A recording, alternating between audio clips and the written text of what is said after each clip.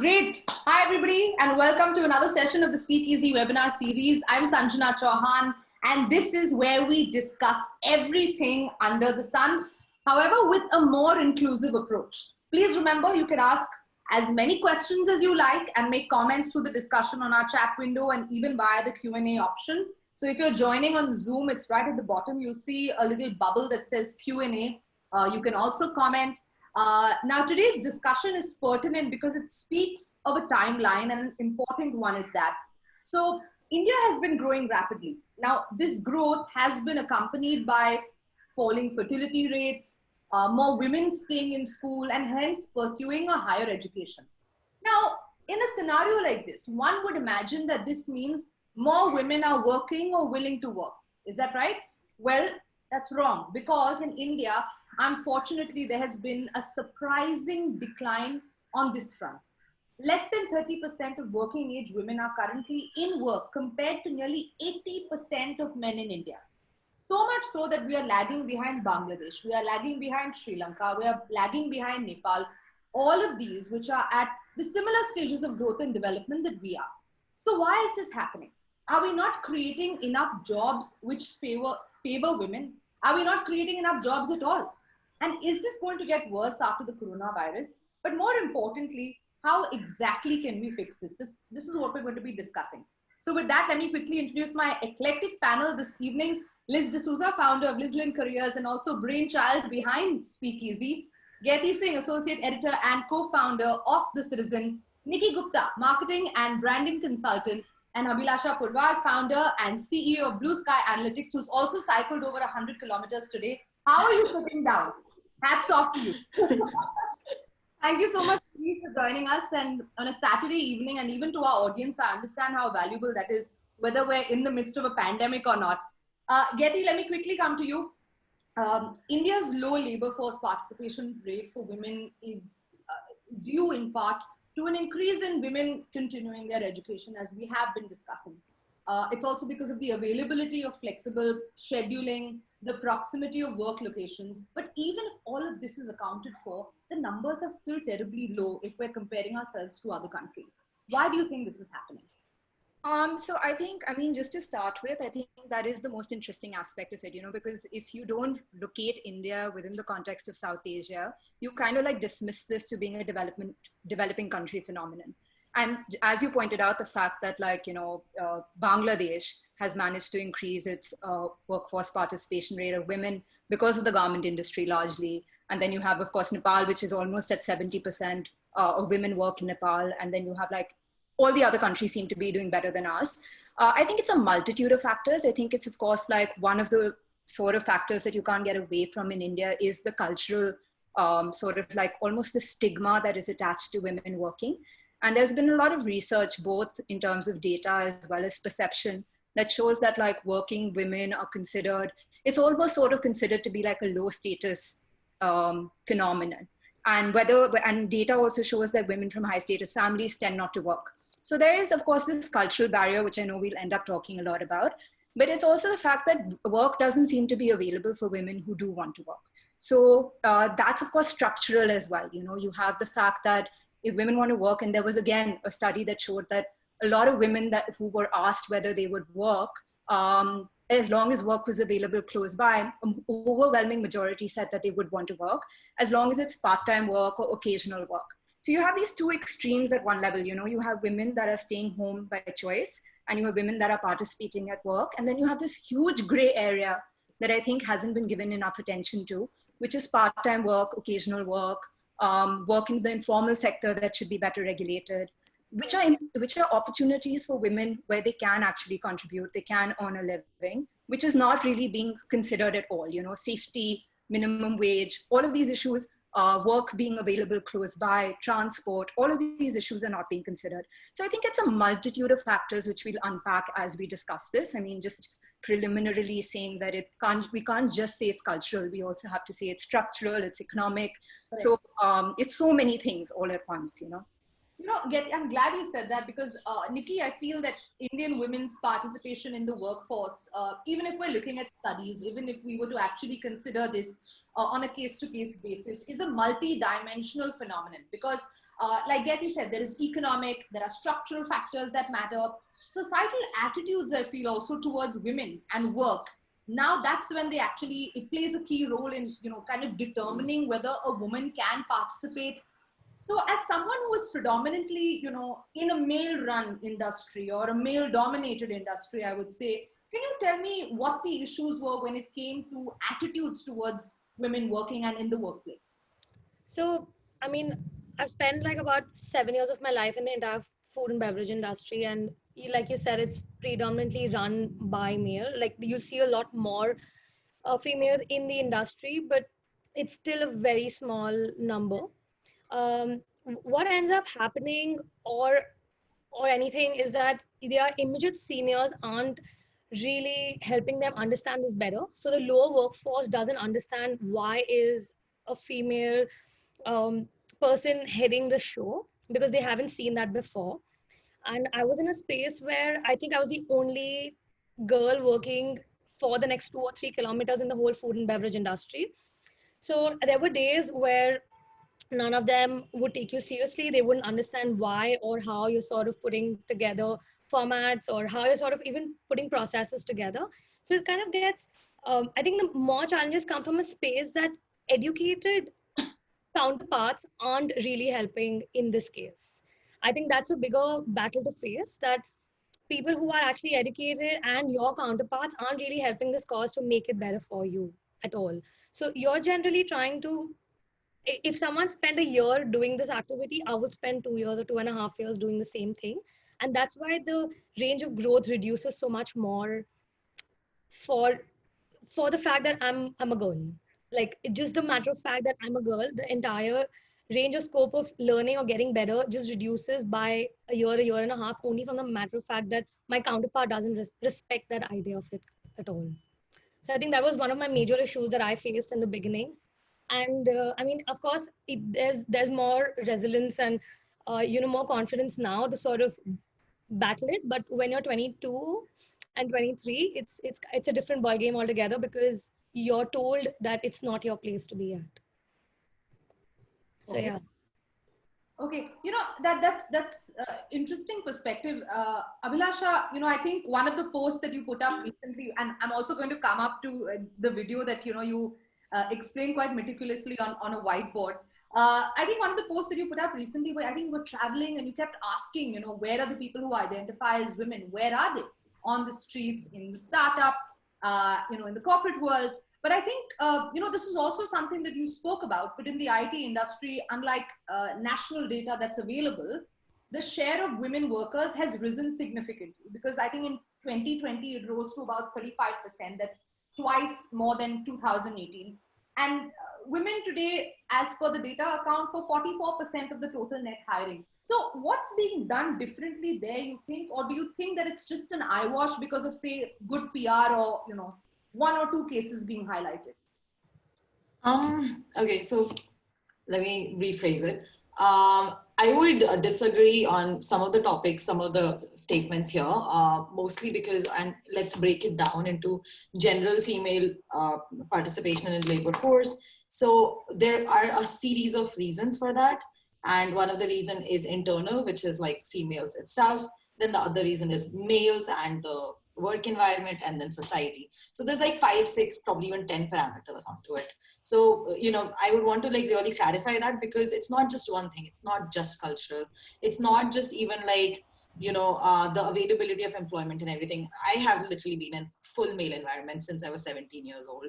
I went from a girls' college into IIT, which was a practically males college. And then I have been in the financial industry, which was all men. And there was a time when in my own company, founded by myself, there was only male. That was November of 2019, and we had no females. And it was not because I am prejudiced or biased. I was actively working to hire females, but there simply wasn't enough inbound. Even today, if I look at my tech team, we have about a 10 people tech team, maybe even 12, with one female, and it was ridiculously hard work to hire her. She's just joined about a month ago. So there simply isn't enough inbound, and I think there has to be an introspection, and there has to be a blame for that on our gender itself, because it's not for the external forces, clearly. IT industry typically ends up doing very well, and within IT industry also, you'll have to make the classification. Women are taking more of secure, risk-free jobs in big companies like Infosys and all. When it comes to a high-tech, deep-tech, high-growth startup like myself, we simply don't see any applications. We just don't. And that effectively puts women in a path of very low growth in life. Like, you go to Infosys, earn 3 lakhs rupees per annum, give me, meet me after 10 years, I'll hire another kid for who I will pay 3 lakh, meet that person after 10 years, and you will see a significant gap simply because of growth and everything. So IT industry, because, they have done very, very significant hard work also. If you look at Google, Facebook and everything, they're very well capitalized firms globally. So they are able to put a lot of quotas and everything into hiring women. And that is why I would say, and also I think it's a relatively female friendly job, and they have also made the environments very female friendly in terms of being able to take holidays or work from home or have kids and everything. So those have been some aspects of it. And there is a lot that the companies and the external, even the male counterparts, as Nikita said, have to do to enable women, because that simply won't happen unless they take an active role into enabling women. But there is also a lot that women have to do, because for inhibitions, for choosing more risk-averse careers, at some point, one of the simplest anecdotes I would say is that on a statistical basis, and I mean, there have been some studies on it, but it is definitely something that I have been taught again and again by my bosses over the past 7 years. And I've noticed, for the same amount of knowledge and same amount of skill, women administer and demonstrate much lesser confidence. Let's not put a number, but lower confidence. Women are less likely to apply for jobs where they do not match 10 on 10 with some of the skills and everything, while men are more likely to apply for a job where even 5 or 3 skills match out of 10. And we see that. So is that an external inhibition? Is that an internal inhibition? And literally the last major point, women are not investing in other women. Women are not becoming founders. Women are not becoming angel investors. Women are not becoming venture capitalists. So there is just nobody out there to invest in girls like us. And hence, yes, men will do, but they have their own biases. And unless, a lot of women from the previous generation were to take active role into the growth and development of this generation of women, I don't think that you will reach that sort of parity. It simply wouldn't happen. Yeah. I feel while social norms, like you said, and as we have been saying, it's really a multi-dimensional approach. Liz, there is social norms, there is family commitments that, of course, we spoke about, and that is something that will always play a role. These are important issues, factors, but there are other factors such as terms of employment, working conditions, mobility limitations, hiring practices. These make things incredibly difficult for women and for those who identify as women. Yes. So do you think then that we perhaps need a robust policy around recruitment, something stronger for maternity leave? I will, of course, talk about that more in detail. Daycare, and something that truly supports women, working women's aspirations in India. Yeah, I really feel like, Sanjana, we need to move to obviously talking about solutions, because all the live sessions that we've had has just been, every time we talk about the culture being backward, or, infrastructure not being right for women, or even like office environments not being right for women and stuff. And like everyone's saying, I think that we need to go all guns blaring. Everything needs to work together. To talk about what Nikki said, I really think transfer of authority is so important. And honestly speaking, male or female, I don't think a lot of people in leadership right now know how to do that effectively. They'll hire you for a specific skill set, but then they're very scared to give away that power, right? And we're constantly hearing these terms about it's a man's world, or it's a man's industry. Whenever we talk about IT, I always expect to get only male candidates. In fact, I just recruited for somebody in my team recruited for somebody who's a website developer for one of our clients, and she was a female candidate and she got selected. Yay, me. But we constantly see men applying for certain types of jobs, which is sales, field sales, FMCG sales, tech roles, obviously hospitality that Nikki said, like bartenders and stuff like that are all male. And why Why does that happen? I think it's a series of things. You, like, people always picture men to be bartenders because there's late nights, it's dealing with a lot of drunk people constantly, and they feel like a woman may not be able to do that. But I think we've been used to it since a very long time. I think we'd be best at that job, dealing with drunk men. So I really feel like you're right. There needs to be policy and everything involved when you're talking about hiring. But I really feel like companies sort of need to cut the crap when it comes to, I need a male candidate for this or female. And I think that needs to stop. And Sanjana, you very well said it in our first webinar, I remember. Maybe we should consciously hire women, like you said, because we've been in the backseat for such a long time. I think if a company, and Abhilasha obviously said it, because there are not many women entrepreneurs in the field right now. And I feel like maybe we need to do something about that and consciously hire only women. I'm really lucky. I come from the HR background. Everyone I ever hire are women, because those are the only kind of people that actually take up the career. So there are two sides of it. You have tech, which is full of men, and then you'll never find a male HR person. It's very, very hard. But I've also noticed that all the head, or like the senior HR or head of HR, will always be a man. So I just want to butt in for 1 second. Yeah, because it's not that companies don't want to hire females. Yeah. Like, I am running a company, and a lot of my other friends run companies. Like, I would say majority of my social circle is made up of entrepreneurs themselves. And there is small biases, definitely. At one point, I'm not even kidding, I was really scared that my entire tech team will become absolute sexist, because it was just men.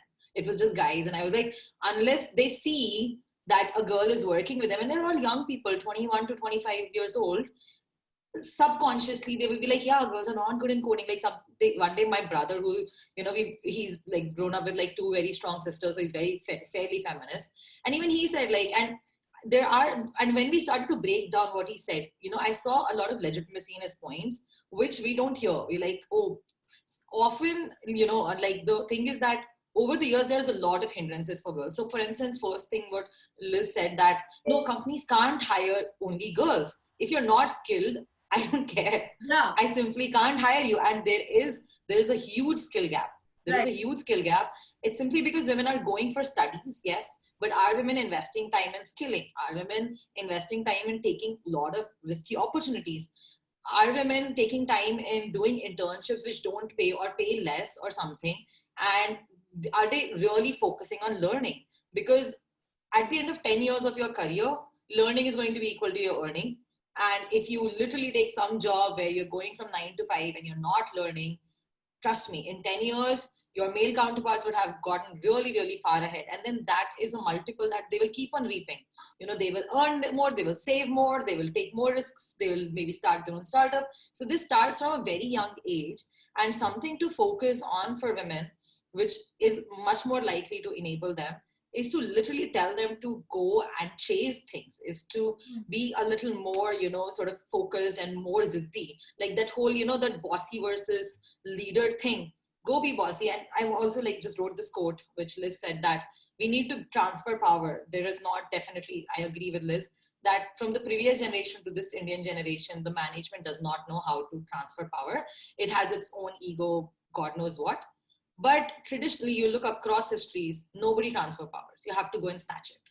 So waiting for somebody to like give me something and everything, that's not going to happen. I'll give one last example, that within the VC industry, only 2.2% of investment in 2018 went into the female gender, which is 50% of the global population, right? And this is a global statistics. So when I started fundraising, I was only meeting men, only male angel investors, male founders. Like literally for a year, I did not meet females. I actively seeked out a female entrepreneur in a gender agnostic segment. So yes, there is a lot of female entrepreneurship in fashion and blah blah, and that's also terrible, because then what it does is you literally make full ghettos of females in one thing. Obviously, you all are earning good money, but then you come to other high growth, really lucrative opportunities where market is growing, and since there is no female who has gone there, it becomes very big inhibition for new females to come in. Right. That's also a big thing, right? So I called her, and something that she clearly stated is that it's going to be difficult for you. It's just going to be difficult for you. Somebody saying this to me, that it's going to be difficult, actually made my life easy. Because I was like, fine, now I can put extra work. So, Nikita said that, when we are on the path of growth, definitely our 1 year is not always same as a male counterpart's 1 year, but maybe you can put extra hard work, right? And those are some of the conversations that we have to actively seek, that when we are facing a bias, how much of that bias is coming because of our gender, and how much of that bias is coming because of ourselves also. Because, at the end of the day, we are not completely removed from the situation. We also have some portion of the blame to share. Okay, but I also feel, just to say over there is that we can't entirely, I am of the view that, okay, we can consider the bias, but I also feel that sometimes what is also counterproductive is putting the onus on the woman, right? Getty, would you say that perhaps the nature of education is also something that we need to look at when it comes to women specifically, because it tends to be more generalist rather than technical for women? And then, of course, that is compounded by the lack of female-friendly things at work, right? So, toilet facilities, public transport, fear of sexual harassment, violence, poor enforcement of sexual harassment laws of the workplace. There's a whole, bevy of things that comes with that. Yeah. I mean, I just want to say that, first and foremost, we shouldn't absolve the companies and sort of the employment sector for failing to actually hire women. I mean, I've sat in so many conversations, even with fairly liberal-minded contemporaries who will turn around and say, oh, after the Me Too scandal, we're not going to hire a woman. Or they'll say things like, oh yeah, the Maternity Benefit Act gives you 26 weeks of paid leave. Why should someone hire a woman? Or even in journalism, I've sat into so many meetings where you're looking to hire a reporter and you'll immediately be like, oh, hire a guy, don't hire a woman, because reporters have late hours. How are we going to ensure her safety? So, I don't think I do agree that it is, there are women who are not entering the workforce. I do agree with the fact that because of the education system, and also because of, again, cultural biases and all of that, women are not acquiring the necessary skills to maybe enter certain aspects of the job market. So I do agree with that, but at the same time, like it is again, everything that you said, Sanjana, the fact that women are afraid of sexual harassment, they're afraid of whether, a girl living in Delhi will think 10 times, should I take a job in Gurgaon? How will I get there and how will I get back? So these are things that women are confronted with. So again, the jobs being locally available or jobs being available close to where women live becomes very crucial for women. And if you look at even education, you've seen like sort of a huge improvement in the number of women getting educated in the last however many years. That has been a success story in India to some degree, not entirely, but to some degree. But then you see women with moderate levels of education, let's say 10 to 12 years of education, actually dropping out of the workforce. Now, why is that happening? That's a very big question we can ask. Why are women not continuing their education and still dropping out of the workforce? What happens after women get 10 years of education? And there are a multitude of reasons for this. One, there are more jobs available for men who are, in terms of moderately educated men with 10 to 12 years of education. B is women still tend to think that after I get married, I shouldn't work, because like I said, there is a stigma, whether we like it or not, there is a stigma that is attached to women working after getting married, which hasn't gone away. So we can blame, like I said, it's so difficult to sort of unravel this into one factor, because even if you have a woman who's willing to work, she could have barriers to entry in the workforce that are like that are multiple to a degree that she can't really overcome them that easily. And that's what's happening. And like you said, the IT sector, for instance, there are very few women that are entering the IT sector. Why? Because women don't really think that it's worth investing in them to get that additional skill. Or families turn around and say, you've studied till 12, now get married. What are you going to work in any case? Or they think, where are the jobs? I mean, I live in, over here, an IT job is so far away. How am I going to go access it? Is my safety an issue? Is the fact? So, these are the reasons why women are potentially not entering these jobs or getting the skills required for these jobs. So absolutely, to answer your question in one quick sentence, the education system and how it's geared in terms of its gender division and the type of education that men get and women get is a very big contributing factor to the disparity that we're seeing. And I think it's interesting that you actually said that, because I find that this is rampant really, even in a city like Bombay, where people who are women, or people who identify as women, who are in higher income households or extremely well educated, often do not take up a job because the family kind of makes it out to be that they don't need to work, or that if a woman is seen as taking up work or she's making money off, of her job and her employment, it means that the family isn't doing too well financially. So often it's also about how the family is viewed and perceived, and not so much about the woman's own ambition. I'm quickly going to take a question. Nikki, maybe you'd like to take this. Coming from Zainab. Zainab asks, do you think the perception of women in the workforce is changing now, considering we have so many successful and beautifully striving businesses that are run by women? I personally think it is changing. The growth is rather slow, but I feel like in the top tier sector where we are at, it's far better because like Abhilasha said, you want to go fight for it, and we have that kind of drive now where we want to go fight for it. But I feel it's still a lot lesser in the lower income group segment, because there's a lot of paradox over there that exists where and they come from barriers of family barriers more than anything else, which don't understand, or they're not upskilled. I mainly feel like there's life skill and then there's professional skills, and I feel like we need to be able to give both for this to change. So yeah, there is one flamboyant side of it where there are girls like all of us maybe who are fighting for it, but the number rather still feel is a lot smaller than the major population, because we're still 1% of the 100% of the population. So I think we're getting there, but it's still slower. Yeah. Right. So I think because just to add to what you said, I think that's also to do with a largely urbanized population of women, and even within that, there is a very small percentage of that are actually completely beautifully striving, female run and women run organizations. Coming to that, Liz, let's talk about what's happening at the workplace, because in 2016, we all know India passed an amendment to the Maternity Benefit Act. It essentially now provided 26 weeks of paid leave for mothers. But what it did was it actually placed the entire cost burden on employers. So Yeah.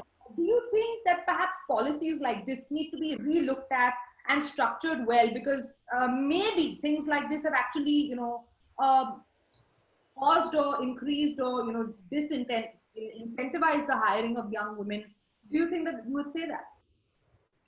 I mean, we can look into it, but the maternity leave is the same all over the world. So why should it, it's always the onus is on the employer to cover those costs. So why should Indian women not have the same sort of equal rights or benefits like all the other women all over the world in any job? So yeah, but we can obviously look into it where there's an employer. Also, honestly speaking, I don't know of any woman who's actually taking this maternity leave. I don't know if anybody knows, but from the HR aspect, I hardly know any women who, and also when a woman comes back after maternity leave, a lot of times they're told to take a salary reduction because the company has had to bear the cost of that leave. Also, companies go and still hire somebody to take over that role, right? While the person, and a lot of times when a woman goes back for a job, they'll be like, sorry, we had to hire somebody else because we needed someone in that role, and now we don't have a place for you. I'm talking about obviously startups and smaller businesses and family owned businesses, which like make up the backbone of this country. Yes, we do have your bigger organizations and stuff,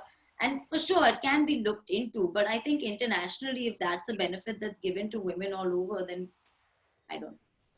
Okay, Abhilasa, go ahead. I know you want to say something. Okay, so first let's divide the whole binomial curve into four parts, whereby you go to the lowest income segment, and that's where you might actually find that women's participation in labor force, often informal and often unpaid, is actually equal. They have much lower rights and everything. However, something very ironic is that women, since they work closer to home, like they won't, like, let's say if you look at Uber drivers in the last 10 years, from the lowest income segment, the people who made most money are Uber drivers and Swiggy drivers and Zomato drivers. Yeah. And hardly, like, not even 1% women came in there. Now, are these jobs difficult for women to do? Actually, no. Like if you're especially working in a city like Gurgaon or something, and you're like a low income, girl from Delhi, Gurgaon, you might actually, because you're making like 50, 60, 70 grand a month.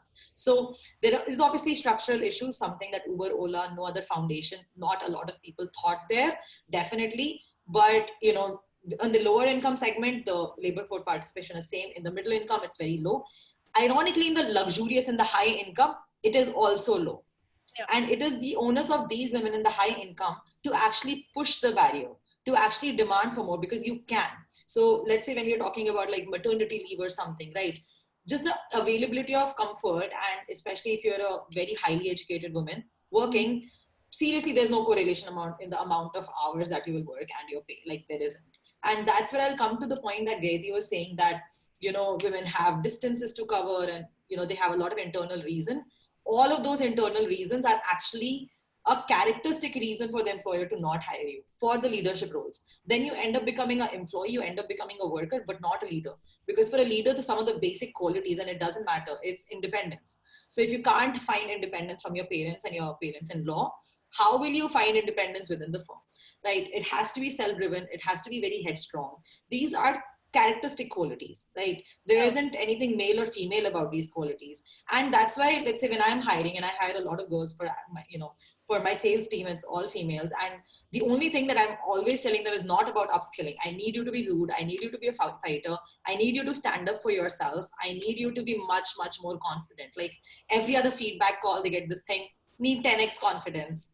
Need you to go and fight for something. If somebody is being mean to you, you be equally mean or something, or you stand up for yourself, for the firm, for the other people in the company. And if if you get applications whereby girls are not able to travel certain distance, or not able to manage the family things and everything, it is sadly a red flag. Because not from the perspective of you have challenges there, from the perspective that you're not able to solve those challenges. How will you be able to solve the challenges which are likely to come to you in the leadership roles, likely to come to you in your day-to-day job? And that's something. Just No, yeah. that. So let me put forth, men don't have these challenges then? Are we not kind of wearing No, yeah, but the thing is that, no, I am just saying men also have those challenges, and that's also a red flag. Same thing. If you get a candidate who's not demonstrating some of these qualities, then automatically that candidate goes out of the leadership roles and gets into the more worker roles. It's not that they still won't have jobs, right, but they'll have more worker jobs. Okay, but having said that, Abhilasha, we have to also kind of consider that a lot of times the emotional burden at home and the work at home often is the woman's responsibility. Not in the high income. Not in the high income segment. I actually want to butt in over there. It's I have actually signed out of a role. I'm coming from a family that maybe I don't have any of these pressures, like you rightly said. But I actually signed out of my previous company role only from the space that I wasn't able to, after a point, mitigate and continuously fight a challenge which I didn't think was a battle that I had to do, because it now came from a space of ego and not from a space of reason. Yeah. So what I'm trying to say is that I've left not because I was defeated, but by a choice. No, and I feel like if I had more people in the organization that helped me increase a life skill, not an upskill, but a life skill, that means how to communicate and maybe how to mitigate correctly and maybe put the right reasoning point, I may have gotten better at it, versus coming out of the organization and now spending the last X number of months or whatever learning about it and figuring how to do this. So like I said when I started the conversation, I have spent 6 extra months than a male counterpart to learn this skill, which is for them given. For me, I'm supposed to just fight it, but I don't even know how to fight it because I don't see the reason to fight it most number of times. So I don't disagree with you. I feel like you're right about it. I just feel like there are not enough number of women who know how to do it, and I feel like if we're able to teach them a life skill versus a job skill, we may be in a much better position than anything else. I actually hire people not based on their experience, but on the way they are able to adapt and learn. So that if I teach them 5 more things, I know, hey, they can learn, versus now we just education. Let me just ping one point on this part, because Nikita is really, like, this is something I've written in my notes. I wanted to say definitely. So something to ponder on is actually that the peer-to-peer learning experience for women has been shown to be extremely terrible. And what happens is, like, because let's say you're into coding, you want to learn coding, you're a 19-year-old girl who wants to learn coding. You walk into the room, it's filled with men. It's simply filled with men. There isn't. And even there are a lot of groups which are women only groups which are created. But because, traditionally, women haven't been doing this, and many men have been doing it, they're much better at it. You have to get in there buying. Like you go into a regular developers event versus a She Loves Tech Women tech event, and the quality is like significantly different. And something I've noticed with sports is that, let's say I want to play sports, I need guys to train me, to help me, to come with me. Like for a bike ride, I can't go alone. Some boy has to spend time, maybe even be slow, because I might need to train 5, 7, 10 times to get to his speed, his caliber level. And that is something that is really not talked about in India, whereby peer-to-peer learning, something that happens for a lot of girls and happened for me when I was younger. I started to ask questions. You have a bug. How do you solve that bug? You go ask somebody. How many girls are in the girls' hostel? 35 girls out of 700 boys. So now you have to go to like some guys to be able to solve that question. A lot of guys are extremely disrespectful. Like it's like, oh, tumko ye nahi aata hai. And you're young. You were 20, 21, 22. These are very initial stages, and these are a lot of subconscious things. Somebody will flirt with you. It's like, dude, I'm asking you a question. Do not flirt with me. And a culmination of those negative experiences, which comes from peer-to-peer learning, whereby there hasn't been enough conversations with the male gender, that you also have to be an equal ally in feminism. You also have to be an equal ally in teaching us. I have finally learned coding and the basics of technology at the age of 25. I completely moved out of tech because it was so like, I just didn't have good experience. I was made to feel much more dumber and smaller and not nice. I completely moved to economics, where I met guys or men who essentially enabled me. Moved back to India, worked with my brother, and he was a good explainer. So you would explain without ego. And there is a lot of jobs, and especially in the high income segment. I don't know so much about the middle income segment, where let's say talk about AI, machine learning, sales strategies, web designing. A lot of rooms are filled with men investing, and those men are never told that, hey, those men, they have to actively work. So like we're having this discussion needs to have some men as well, because they have to actively work, actively put effort, actively put it in the back of their head to in some cases understand where the girls are coming from, not put their ego aside. Like if you teach somebody in a way ki are tumko ye nahi aata hai, instead of with a genuine wish to teach somebody, you really create a pretty unpleasant experience. And that's kind of Indian education system, where teaching and learning is a hierarchical give or take.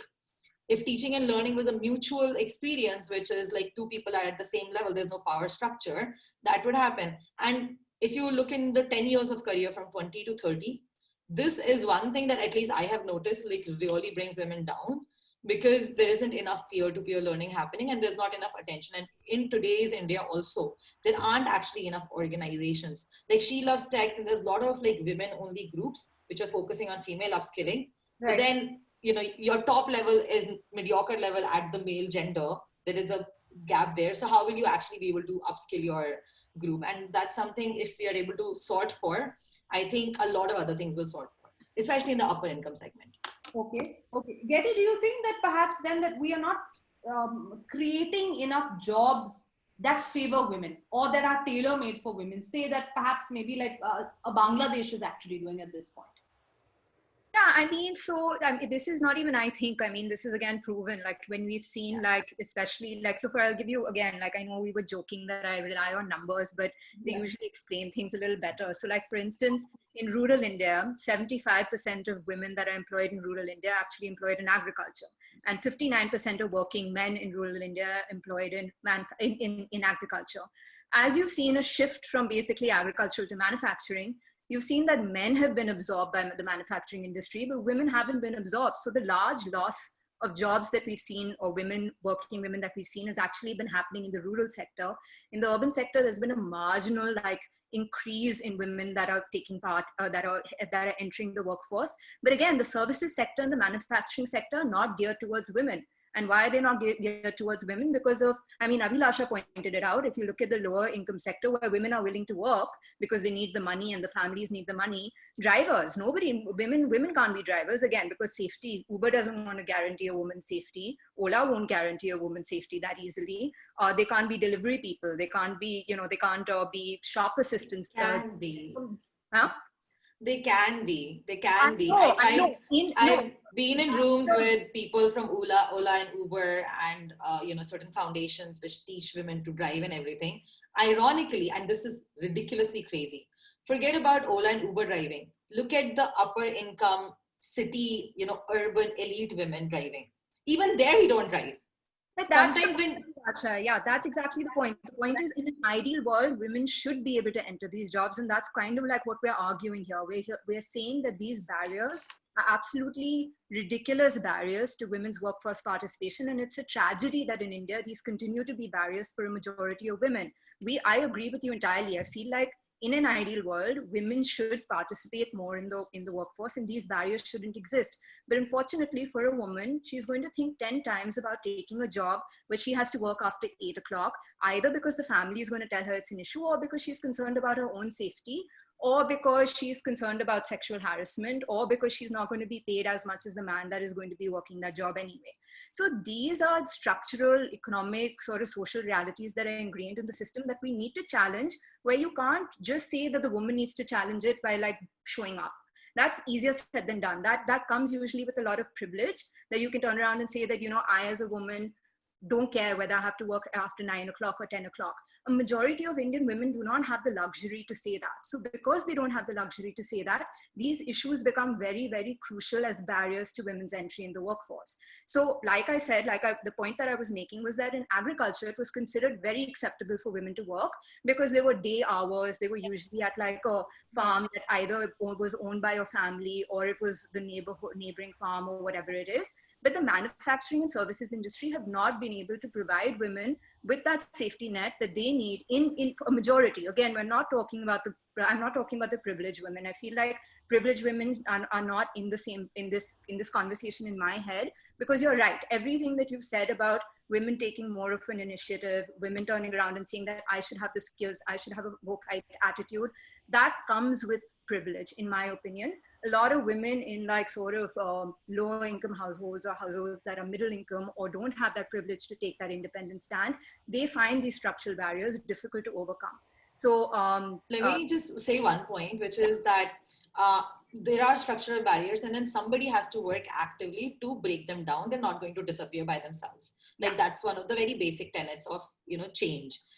And often privileged women and privileged men, but led by privileged women, and privileged women will have to drag privileged men, need to be able to be responsible for breaking down those barriers. So let's say if we take the case of Uber and Ola and everything, Delhi is filled with very, very high income, very highly educated girls from all sorts of families who are also dropping out of labor force. They are dropping out of labor force like flies. They're like much faster rate than if they were to focus on bringing more, independently taking entrepreneurial, more sort of thing into getting more women into the driving structure. I'm pretty sure with a time investment of 5 to 7 years, 10 years, that can happen. But again, like starting point is that within the privileged women section, the lack of initiatives, lack of leadership, lack of risk taking, and also the transition from the agri to manufacturing, some part of it is risk taking. So if you look at sexual harassment or risk of being abused, it is actually not so low in farms, because in the rural settings also it happens quite a bit. They are close, but there are a lot of cases. So that's also there. They are still working because they have to earn the bread. They're working, but then that transition of risk taking into the industrial segment, and even more in services segment, and even more in the highly privileged segment, is not happening because women can afford to not work. Like in some ways, the trickle down effect from the privileged women to the middle income to the low income is really, really strong. And one thing which worries me personally the most is the privileged women dropping out of the labor force more than the.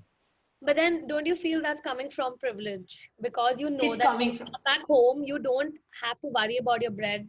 Or and that's even more depressing, because it's coming more from internal inhibitions rather than external. I know, but what ends up happening is that I feel like that's the space of comfort also that we have been given in some way or the other, that doesn't look half as bad, because you see other. Yeah, that's exactly why it's so sad. That's exactly why it's sad. It's like, wait, you have responsibility of almost like, we're a country of 130 billion people, 130 crore people, sorry. You have a responsibility for 50 crores people. Your actions and your inactions will define and percolate through their lives, right? And when you take a decision at the age of 30, 35 or whatever, to drop out of labor force, you have no idea. I mean, so much investment has gone into your education. So the privileged women, and it is mostly like within the privileged segment, I think it's more for the within than for outside. Like it's more for their own, like, access to that comfort and not having that sort of sense of responsibility. That's why, I mean, I understand that there's so much inhibitions and so many problems externally that we can go on and on about it forever, and it will take us next 10, 20, 30 years of very, very hard work to get to a space of parity. But something that we cannot deny, and we have to actively have more conversations around that, is the role of women in dismantling them. Because once we have those conversations, women will get ideas. They're like, oh, because right now when you take onus away to the companies or to the government or something, sometimes women are not self-introspecting and thinking of those ideas. Something very simple I will tell from out of IIT 2010 to 2013 is that there are a lot of male founders. Every other boy went and did some startup. But from the same class, and girls were actually scoring higher in classes. Like girls were on average scoring much, much higher than boys. So out of 35 girls also, you have to have many, many more girls who will do. But then because of the high privilege segment and this quota, definitely, like, there is McKinsey and all the big companies do want to hire more females. Females are likely to get much higher good quality jobs and then stick to that. By sticking to that and not dropping out of that job and taking a decision to do entrepreneurship when they can actually afford to do, and they have the privilege of that sort of access to risk or safety net, they don't realize that how it impacts tens of generations of girls in colleges everywhere in India. Correct. So, Liz, we spoke about maternity leave, and of course, Abhilasha, pointing out about large, not only Indian, but multinationals, having there is a diversity target that they're working towards. People try to implement flexible working policies and those kinds of things. But what would you say needs to be done more to kind of raise awareness, say, in corporates about gender biases? I mean, I spoke about, I think the first thing was obviously the shift of authority, which is really important. And I think management sort of needs to come out and say, here is your new manager. And that's it. You need to sort of take, to address what Nikki said before. But again, going back to, and I've always said this, culture is something that's top down. If the people on the top, your CEOs, your CFOs, your directors of the company don't really understand that this is a problem, and I do agree, I'm a really strong woman, and, it's not going to happen, like it's never going to happen in my career that I'm going to be undermined in any way. But that's not easy for a lot of women. They may be great coders, they may be really good at what they do, but they may not be able to sort of, take that stand or do that fight. Does that mean that the repercussion of that is that they're jobless or they move out of a job maybe that they even enjoy? So that's one thing to think about. So I really do think that culture is important. Also making environments friendly for women, where I also feel like if you see something going wrong where a man is talking badly to a woman or not taking proper instructions from her, I think that needs to be nipped in the bud immediately. That needs to be a disciplinary issue in the first place, because if somebody is in a management role and they're telling you to do something because of a certain thing that's going to be good for the brand or the company, if that's not followed only basis on ego, then that is a disciplinary issue. Right now people don't see it as a disciplinary issue. Sexual harassment is a disciplinary issue, theft is a disciplinary issue, coming intoxicated, coming to work having drugs is a disciplinary issue, but talking down to a woman is really not. And it's not even mentioned in your employment contract or in your employee manual. I bet you it's not. So I think those kind of things really need to be taken a little bit more seriously. But I also agree with Abhilasha. Women also sort of need to push themselves and stuff. Like today I was talking to somebody, and one of the things she said, she wanted to give somebody a pay rise in her office, and it was a significant pay rise. Unfortunately, the person said, I can't take this because my husband is going to feel lesser than me.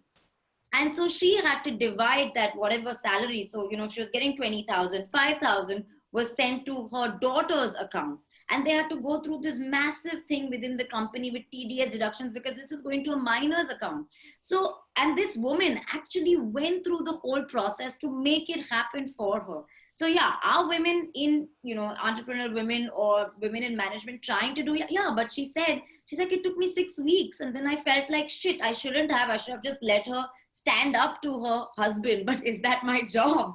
So there's always those, but I really feel, just to answer your question, that yes, I think companies sort of need to have a little bit more policy and nip it in the bud. And it's definitely a cultural thing, Abhilasha. I mean, I do understand that to be. I think there is one sad thing about policies is that policies make something mandatory that people have to get. What I really believe is that the kind of character building and skilling and everything that happens when you fight for something is just much more, it is much more long lasting, it is much more sustainable, and it will yield to actual impact. So just thinking from a different perspective, instead of policies, if companies and governments and everybody was to actively work in making women, identifying what are those loopholes, forget about policy for a second, forget about giving, but how do we enable our women to get out there and get it right? Let's say that if Delhi had a free sort of a car learning thing for all the women, and if you are a female, you get like lesser interest rate from Bajaj Alliance and Bajaj and everybody on buying a car, and if you were to run it for Uber, and let's say that rate was 2% less or something, I'm telling you, घर घर से निकल के लड़की आएगी driver, and it's a very small thing. Or all the husbands will take it on their name. That's the other. No, they will. A lot of husbands will take it in their names. But I mean, this is a very fantastic paper by Rohini Pandey, who's an economist at Harvard. She did this thing that after females, this thing Panchayat mandated that there has to be 50% female punch or whatever, and then a lot of punch husband became the phenomena. But still, on a statistical wider basis, women being that reservation really bought a lot of things. So yes, definitely that was a big policy shift, but something that is not happening, especially in the privileged segment or the high income segment, is that the women's leadership training is like bad in India. I mean, I have been able to get to a stage where I have, simply because a lot of my bosses and a lot of my like professors told me to forget about my skills and like really fight for it. And it was a lot of focus on confidence. And even like, as a manager, I try to do this significantly with my team, that I want you to go and do mistakes. Like mistakes, that is something that is never talked about. Women don't want to do mistakes. They're too scared to do mistakes. Mistakes make you way better professional. Go and do mistakes. And nobody was like, hey, I want you to go lots of mistakes for first 6 months. Because once you do mistakes and you learn, you are a significant. And so these are some of the characteristic issues. If we were to focus on those things and enable women, I think, we'll go much farther ahead. Just wanted to ask, since you talked about leadership skills and stuff, how many men are actually doing these leadership trainings or courses? Because I don't know. I think, like Nikki said, a lot of them nobody that authority are given that leadership power and authority, like, here you go, do whatever you want. And I think you're right, we do need education to tie into everything. But how many men in business right now have done a leadership course or have exactly. Right. So in the past 1 year, what I noticed was, as a female entrepreneur, all I was getting was mentorship. Like every other person wanted to mentor me. Like every other program, incubator, IIT, pata nahi kaun, chalo, TAICA, women's in leadership incubation and everything. Nobody wanted to give me money. I don't need your training. I need money to go and do mistakes and learn from my own mistakes. Right. So when I talk about leadership trainings and everything, I'm not talking like, and this is what is happening. There's like startups popping everywhere, or like NGOs popping. We'll get you in a room. We'll get one girl, one, senior to come and talk to you about, "Arey nahi chahiye mentorship." That actually makes women more submissive. We have to really focus on how to get them out there, how to have them make mistakes. Like for instance, if you look at driving as a very simple concept, women are very scared to drive because they're very scared to get into a small accident. A scratch, like those are very small things that are inhibiting us. And if you were to solve for them, So, Kavita actually has raised a point, and I think Getty, maybe you can take this, because besides the subject being an issue in general happening since a long time, she's asking, does anyone have a thought on whether COVID times have added to the disparity further? And if so, why will it continue or become the new normal like so much else has? I think, Kavita, definitely because women's participation obviously is influenced by the large wage differential that already exists between men and women. So among people who are low income with low literacy, Indian men earn almost twice as much as the women. So when jobs then become scarce, families choose to send the men out to earn and the women stay behind. Getty, maybe you can back me up on this one. Yeah, absolutely. I mean, so again, like when I'm talking about women's participation, I'm usually not, I think that's been the confusion here. I'm usually not talking about the 1% of the privileged women who usually do have a lot more choices available to them, who don't have the wage disparity to the same extent that the lower income group has. I'm talking largely about the 90% of women in India and the challenges that they're facing that are usually not just their choice, right? It's usually something far more complicated than that. So even with COVID, I mean, as far as any kind of contraction in the economy is concerned, and we've seen with the COVID-19 situation that there's going to be not just a contraction in the economy, but there's also absolutely massive increase in unemployment, something that's unprecedented. Women are going to be more adversely affected by that than men for several reasons. One, as you very correctly pointed out, men earn more than women. So again, when there's a paucity of jobs, families will choose to send men to work as opposed to women. B, a large number of women are in the informal sector. They're much easier to fire. It's much easier to decrease how much money they're making. It's much easier to say, oh yeah, you're coming part-time, just don't come now for the next 2 months and then we'll get you back when we can get you back. It's also, so there are so many reasons why women are going to be more adversely affected by this than men. I mean, men will also be impacted, but we're going to see, and when the data comes out, I think it's going to back us all up, that the loss of jobs for women is going to be at a much higher rate than the loss of jobs for men. And that's not just because of COVID. It's largely related to higher unemployment, and because of COVID, we're seeing higher unemployment. So those are the factors I think that will contribute to that. Okay. Nikki, let me ask you this: do you feel that perhaps publicly or even politically or otherwise, Indian leaders, the government, and just around us, everybody kind of needs to be mindful about what Indian women want and what working women want when they're planning anything, whether it is policies, whether it is the way you're planning any kind of laws, amendments to those laws, or you're starting a business even. I definitely do think there, even if we have an equal amount of people who are men and women making the policy, I think it really helps. I feel like it's still very male dominant at this point, and that's why it kind of goes on a back footing. Um, when policies come out, it kind of gets really difficult for the male counterparts to also sort of follow them, because it comes as a opposition versus this coming together, where we're trying to do this for equality than anything else. So yeah, I definitely do feel that more than, we definitely need it, but we also need it from an space of equality and not from a male dominant mind space. And over the years, if you sort of see data and stats, you'll always see that this is, you'll not see an equal amount of male and females who are coming out with this, but more male, and they're coming more because the females are activists who have got this to their notice, and now it's coming together as they're taking it as, oh god, ye karna padega types, otherwise, I mean, even right now what Zomato has done wasn't taken very well from my friends as well.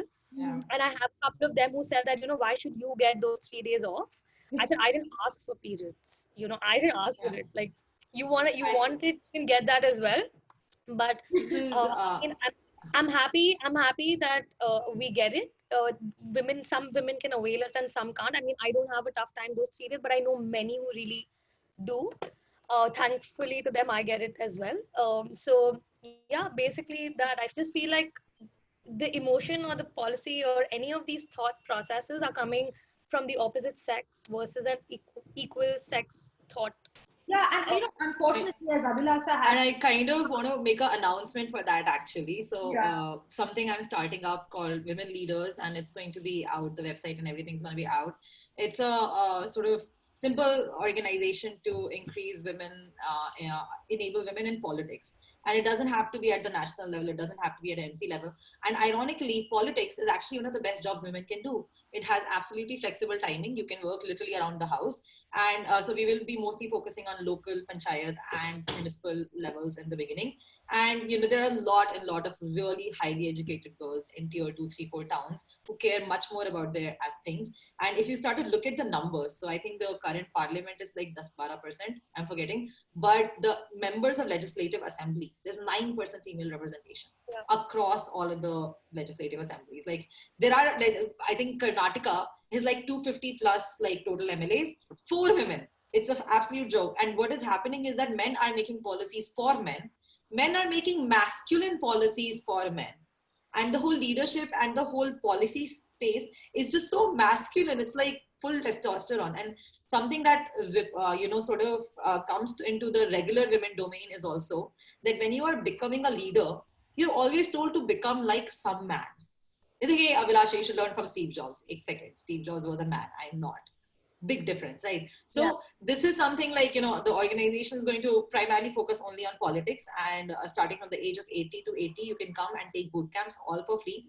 And in 4 weeks, we will teach you how to run for office and win for office and then go and do awesome job. Sorry, I just wanted to do this No, announcement. I think it's great that you said that, because I often feel, just to add, of course, to what Nikki was saying is, and what Abhilasha has been pointing out, it's not just coming in from the men or the opposite sex, because we found, even when it came to the period leave, we found a lot of middle-aged older women also saying that the attitude is such that we shut up and went on with our jobs about it. So why should everybody else get have any kind of leeway or anything otherwise.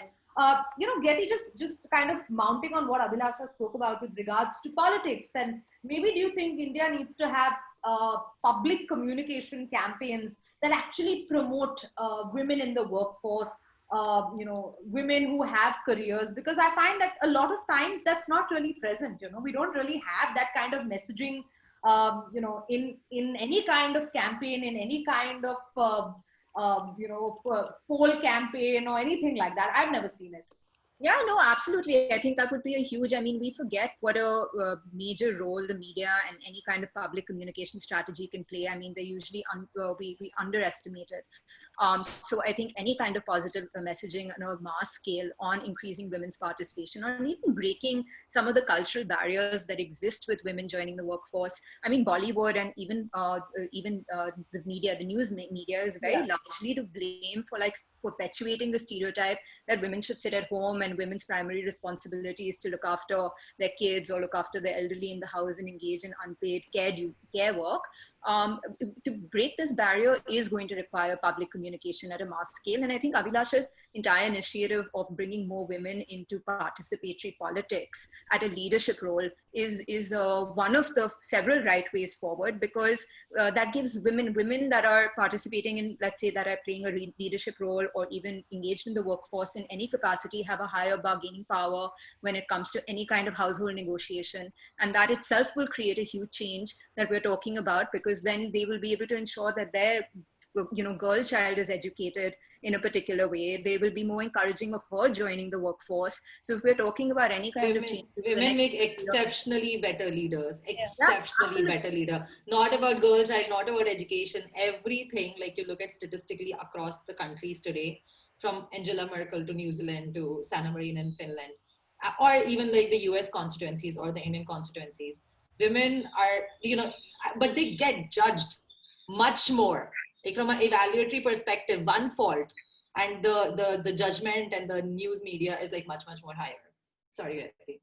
Yeah, no, I agree with that. I think we'll all are on the same page that we would love to see more women in leadership roles, whether it's politics, whether it's the media, whether it's like any industry. Like, even in my industry, in the news media, how many editor-in-chiefs can you name that are women?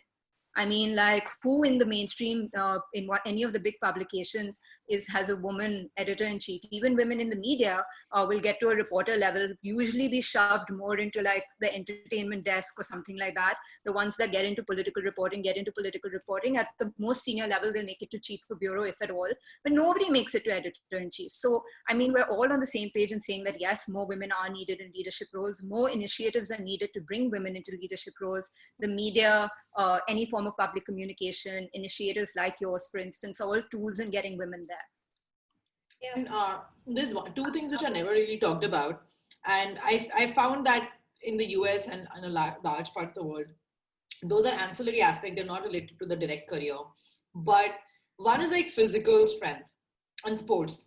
Like, more that girls do sports, I think like they become really stronger, and like it's mentally stronger and everything. And like, women's sport is not really even a topic in India. It's like, it's at a dismal level, though there are actually great female athletes out of India. And you will find that in many of sports, especially more alternate sports like climbing and everything, or biking, we're not that like, the gap is not really that high or anything. And the second thing that kind of is that owning your own sexuality, that has also not been an issue. That is like, sexuality word simply goes with harassment. Like, what about, just us being ourselves? So obviously there hasn't been any significant feminist movement in India. So these two topics are not really talked about, but they have been shown across geographies to give a lot of ancillary benefits. So, you were like, why did you go 130 kilometers? Just because now, 3 months later, I will have a terrible day where I will be like, there's no way I will be able to get this done. But then I remember, like, I thought there's no way I'll be able to go to bike 130 kilometers, and I did it. So I'll do this also. Those are some of those very small ancillary, things. But you find that confidence level goes much higher in sports females, even like independence to go out and everything. And it's a simple thing. Just do lots and lots of sports education for girls at a very early stage. You will see that 10 years later, they are CEOs and partners and editors in chief. Okay, so I think Jasjeet has said, are there any reports of how much percentage of shift has happened from agricultural economy to an industrial economy? To blame this shift is incorrect, but I think I would say that we haven't been able to create the kind of labor intensive jobs that say maybe women in like rural or semi-rural areas who kind of lack the vocational skills are qualified for. So that growth in that sector hasn't been made up for. The displacement in agriculture is also a factor that we need to consider. We're completely out of time, but I'm going to do this really quickly that, we've just started doing at the end of each of these discussions. I'm going to come to all of you.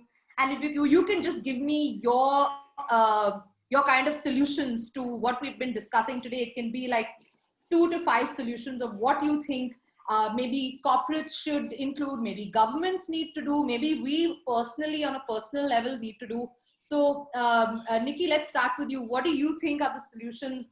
How can we kind of reverse this decline of women's participation in the workforce? I feel one of them is, of course, gender equality should be a top-down approach as a support system. Of course, with a data-driven to set aspiration and develop better programs. The other one that I was very keen on saying was that avoid making assumptions about what goals female employees have and already decide for them Yeah. that they are going to have a family, have kids, um, and their goals and their needs and ambition level. I thoroughly like the idea of peer-to-peer learning that Jandy said earlier. That should be a very, very important part of it.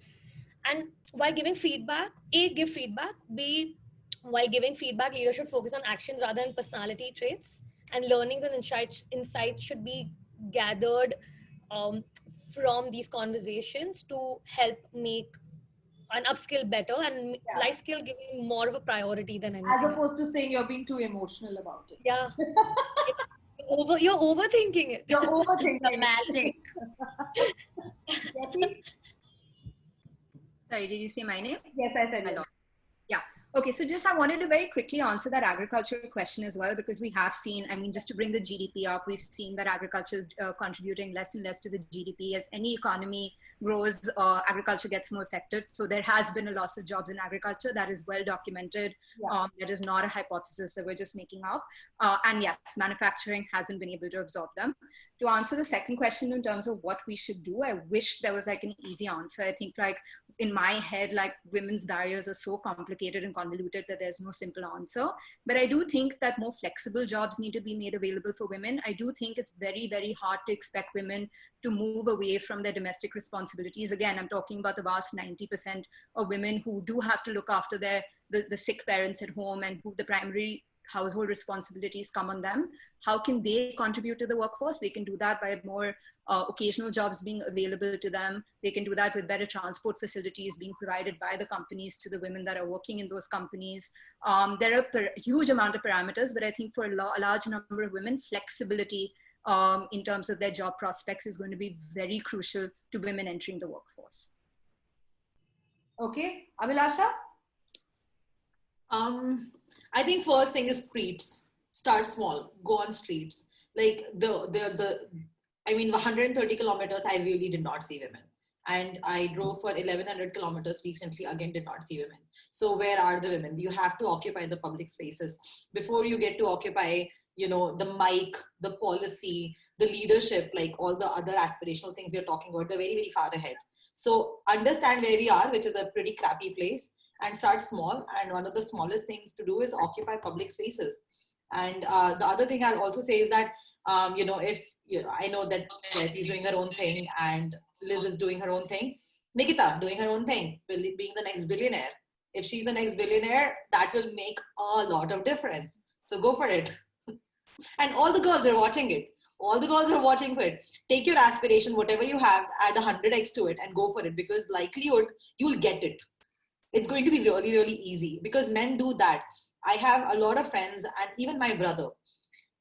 When I have certain aspiration, I'm constantly doubting myself, like whether I'll be able to do it or not. In contrast, again, men also doubt themselves, but my brother or my other friends don't doubt themselves nearly as much, right? Nearly as much. And often they're able to also dream way bigger. They're like, yeah, ha, 50 million fund mein uthaunga. Like, oh my God, how? Like, kaise? So whatever, your baseline of your career at the age of 20, 25, whatever age it is, put 100 multiple on it, especially because you need to, other women owe it to you. Or you owe it to other women. Sorry. Okay. Liz? I want to say something. I always say policy, policy, but I want to quickly end on this. I don't know. For people who know me today, know that I'm really strong and I'm very confident, and I don't play any sport, Abhilasha, ever, and I have never. But I'm still very strong, and I'll fight for my rights and stuff. But I wasn't like this before. For everyone who knows me from school and uni, I wasn't so outspoken. I was really shy. I didn't have a lot of friends. But the reason why I sort of became more confident and able to sort of go and manage my the people that I was managing is actually because of my mentor, and I have to mention him today. His name is Chris Webb. He used to be my boss in New Zealand, and he's one of the people that sort of supported me. And every time I made a decision, he didn't look at me as I was a woman who didn't know anything. Also, I was the youngest woman that was employed between 44 branches. I was 23 and he was double my age. So and he was my boss, the next person that I would probably replace, but that would probably never happen. But to give me that kind of transfer of authority, to give me that kind of power, to give me that kind of stand in the company where I could sort of go and make those decisions and actually follow through. And like Abhilasha said also, let me make those mistakes myself, let me learn from myself. I think that's super important. And if I'm going to say, I think the solution is get all top management to have some sort of leadership training on how to manage the women that they expect to manage other people. I don't care about, I'm not going to say anything about policy today because I'm always told that doesn't really do anything. I think it does, but I think training senior members of the organization in how to enable and how to sort of empower whoever. It could be a male, female. I mean, we're talking about females today, so yeah, but it could be anyone, right? We could have a shy male counterpart who doesn't know how to handle stuff with his team, and why do that? So I think I'm going to stick And with I think since Liz is talking on policy, last thing on policy is also shaming organizations. Because there are a lot of organizations who Also, can shaming organizations. shaming There them. are a lot of organizations like Shame and Name. They like, I mean, if you go to the investment circle, right? Like literally in India, male VC partners hiring male analysts, male associates, investing in male companies. It's like, kuch nahi to at least hire female analyst. That's not at all difficult. It's a very, very highly sought after job. You guys pay very well. You're in literally the elite segment. Kuch nahi to balance out your gender parity at that end, because those associates of tomorrow, I mean, as Liz said, like, I have gotten to this place because my male bosses, and all of them are surprisingly American. So it's like, what is happening? Indian men, what are you doing, man? Yeah, Like, man. but No, but exactly. I mean, I had, even though I haven't like had the best experiences with who I worked with, but I've actually found myself um, an amazing good mentor from my previous organization who's actually been able to stand by me and tell me to fight through it, which I initially found extremely astonishing because he was also the co-founder. So it was so good because he's like, go make your mistakes, go fight the battles, and you gotta fight it, you gotta fight it, you gotta fight. And I would never understand what they meant And by it's fighting. amazing for the founders. So So, good because like, after getting out of it, I have actually written to him and saying that can you please be my mentor? Because I know that I would like that skill, and I know I won't be able to read and learn from anywhere, but sort of get through it with somebody. So yeah, I think somewhere I've found that person, and in this whole conversation I do relate to everyone on Yeah, that and I think point mentorship as well. so important, guys. I know so many people who do not have a mentor, or maybe their mentor is just somebody that they follow on Instagram or on LinkedIn and look at their articles. But having that, so I have, like, every time I have an issue or something I can't really put together, even if I know the solution, I'd always reach out to him and see what he thinks. And I think it's important to have that mentor in your life. A lot of people skip that step completely. Right. But And like when yeah, Liz, so first, sorry, when I do what Liz is saying, if I reach out to my mentors and like my old boss and I was like, hey, if I'm doing the right thing, he literally never responds. He's like, wait, who the hell am I to tell you? Go do your own mistake. And for bosses, like enabling people to do their mistake is actually fantastic, because I have a chief of staff who joined us in April. She did her own mistakes, like Nikita was mentioning.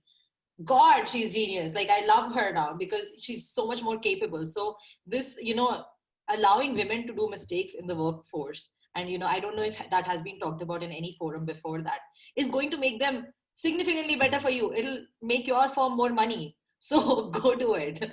Yeah. go do it. And also I would say everybody needs to trust women a lot more, even if you feel that they're misusing the period leave, and they're all kinds of these aspersions that are being cast. Just recognizing the fact that men and women are different is a step towards equality, is what I generally feel. So thank you so much, Liz. Thank you, Gayati. Thank you, Abhilasha. Thank you, Nikki. And thank you to our audience who joined us once again this Saturday evening. And we'll see you soon back again on Speakeasy next week. Thanks, everybody. Thank you.